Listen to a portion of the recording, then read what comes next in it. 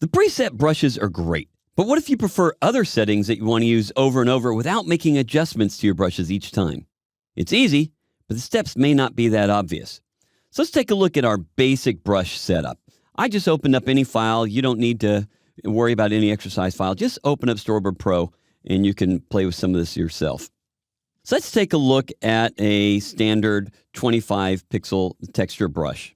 So that's what the line looks like. But let's say that I want to create a new brush that is a lot thicker and I want to save it for myself. All right, easy enough. To make a new brush, I have to edit the settings of an existing one first. So let's move the maximum size here up to around 86 is fine.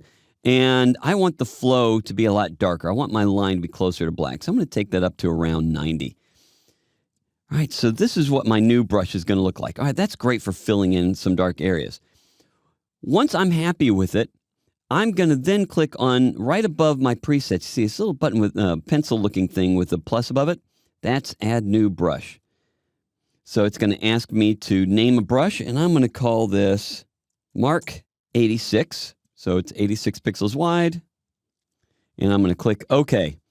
And there it is. There's my new brush. So I can click over to Chalk and then back to Mark 86. And there it is. I don't have to readjust the earlier one that we were messing with. I've now saved it. But what if I don't want it there? Maybe I'm using this a lot. Well, I can just click and drag it into any other position that I want and drop it. And now, so I can reorder my saved brushes any way that I want. Now, what if I don't want this brush anymore? Well, it's very simple. Select any brush you don't want and click on the little minus sign and the brush disappears. It's that fast and easy. So the thing a lot of people don't realize is you create the brush first and then click Add New Brush, and it saves the settings that you've already set at. But what if you want to have more control of your brush than what we just showed? Okay, so let's go ahead and make another one. Let's make this one 146 pixels, and I'm going to make the flow really low so I can build up my color on it.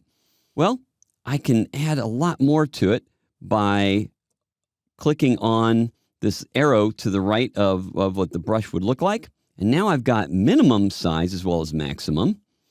And I can adjust the minimum and maximum flow. I can adjust the shape, the sizing, the hardness of the texture, the scale of the texture. And if you look up top under the preview, notice, and it says 2x on it, so it's showing you twice the size I'd be drawing.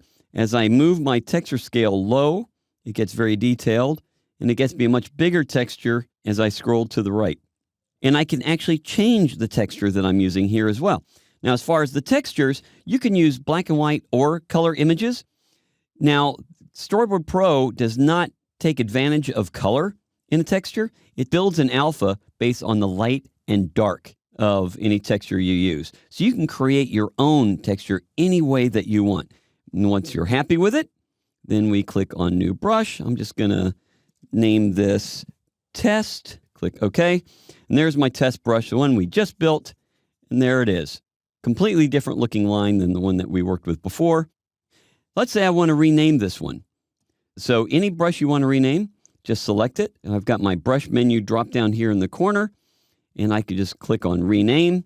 It pops up. And let's say I want to call this simply 146. So I know how wide it is. Click OK. That's how easy it is to rename. So it's obviously incredibly fast and easy to create and save or delete brushes. But I do suggest that you use Storyboard Pro for a while before you spend a lot of time making new brushes. Get a feel for how the storyboard works and what you prefer, and then start customizing your brushes.